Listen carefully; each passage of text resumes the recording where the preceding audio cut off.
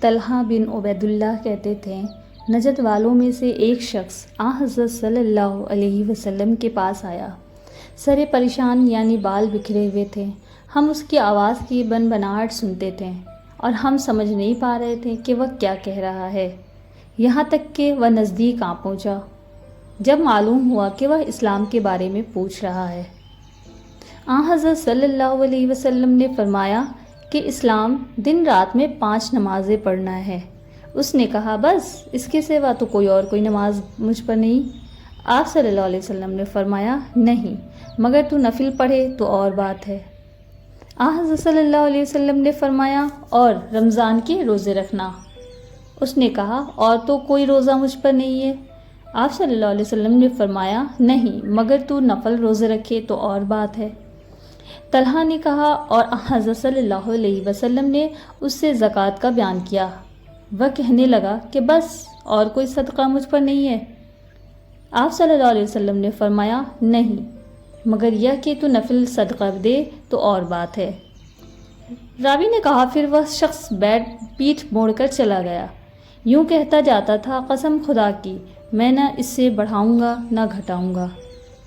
حضرت صلی اللہ علیہ وسلم نے فرمایا، اگر یہ سچا ہے تو اپنی مراد کو پہنچ گیا۔ صحیح بخاری حدیث نمبر 46۔ حضرت صلی اللہ علیہ وسلم لوگوں میں تشریف فرماتے ہیں کہ آپ کے پاس ایک شخص آیا اور پوچھنے لگا کہ ایمان کسے کہتے ہیں؟ آپ صلی اللہ علیہ وسلم نے فرمایا کہ ایمان یہ ہے کہ تم اللہ پاک کے وجود اور اس کی وحدانیت پر ایمان لاؤ، اور اس کے فرشتوں کے وجود پر، اور اس اللہ کی ملاقات کے برحق ہونے پر، اور اس کے رسولوں کے برحق ہونے پر، اور مرنے کے بعد دوبارہ اٹھنے پر ایمان لاؤ۔ پھر اس نے پوچھا کہ اسلام کیا ہے؟ آپ صلی اللہ علیہ وسلم نے پھر جواب دیا کہ اسلام یہ ہے کہ تم خالص اللہ کی عبادت کرو اور اس کے ساتھ کسی کو شریک نہ بناؤ، اور نماز قائم کرو، اور زکوٰۃ فرض ادا کرو، اور رمضان کے روزے رکھو۔ پھر اس نے احسان کے متعلق پوچھا۔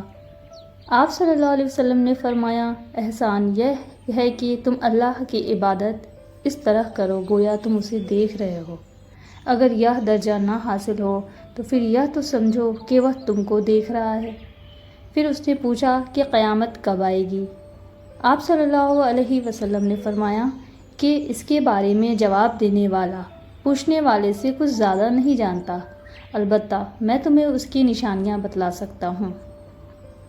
وہ یہ ہیں کہ جب لونڈی اپنے آقا کو جنے گی، اور جب سیاہ اونٹوں کے چرانے والے دیہاتی لوگ ترقی کرتے مکانات کی تعمیر میں ایک دوسرے سے بازی لے جانے کی کوشش کریں گے۔ یاد رکھو، قیامت کا علم ان 5 چیزوں میں ہے جن کو اللہ کے سوا کوئی نہیں جانتا۔ پھر آپ صلی اللہ علیہ وسلم نے یہ آیت پڑھی کہ اللہ ہی کو قیامت کا علم ہے کہ وہ کب ہوگی۔ پھر وہ پوچھنے والا پیٹھ پھیر کر جانے لگا۔ آپ صلی اللہ علیہ وسلم نے فرمایا کہ اسے واپس بلا کر لاؤ۔ لوگ دوڑ پڑے مگر وہ کہیں نظر نہیں آیا۔ آپ صلی اللہ علیہ وسلم نے فرمایا کہ وہ جبرائیل علیہ السلام تھے جو لوگوں کو ان کا دین سکھانے آئے تھے۔ صحیح بخاری حدیث نمبر 50۔ عبد القیس کا وفد جب حضرت صلی اللہ علیہ وسلم کے پاس آیا تو آپ صلی اللہ علیہ وسلم نے پوچھا کہ یہ کون سی قوم کے لوگ ہیں، یا یہ وفد کہاں کا ہے؟ انہوں نے کہا کہ ربیہ خاندان کے لوگ ہیں۔ آپ صلی اللہ علیہ وسلم نے فرمایا، مرحبا، اس قوم کو یا اس وفد کو نہ ذلیل ہونے والے نہ شرمندہ ہونے والے، یعنی ان کا آنا بہت خوب ہے۔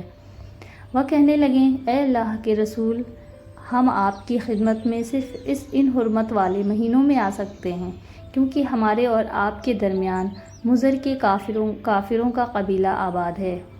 بس آپ ہم کو ایک ایسی قطعی بات بتلا دیجئے جس کی خبر ہم اپنے پچھلے لوگوں کو بھی کر دیں جو یہاں نہیں آئیں، اور اس پر عمل درآمد کر کے ہم جنت میں داخل ہو جائیں۔ اور انہوں نے آپ سے اپنے برتنوں کے بارے میں بھی پوچھا۔ آپ صلی اللہ علیہ وسلم نے ان کو 4 باتوں کا حکم دیا اور 4 قسم کے برتنوں کو استعمال میں لانے سے منع فرمایا۔ ان کو حکم دیا کہ ایک اکیلے خدا پر ایمان لاؤ۔ پھر آپ صلی اللہ علیہ وسلم نے پوچھا کہ جانتے ہو ایک اکیلے خدا پر ایمان لانے کا مطلب کیا ہے؟ انہوں نے کہا کہ اللہ اور اس کے رسول ہی کو معلوم ہے۔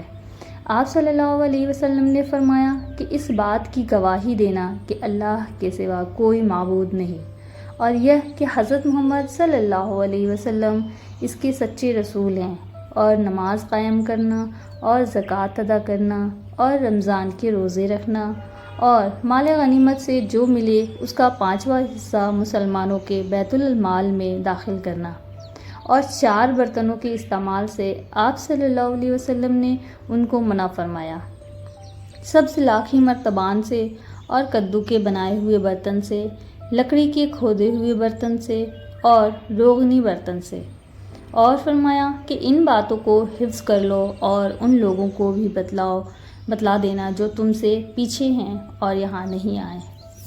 صحیح بخاری حدیث نمبر 53۔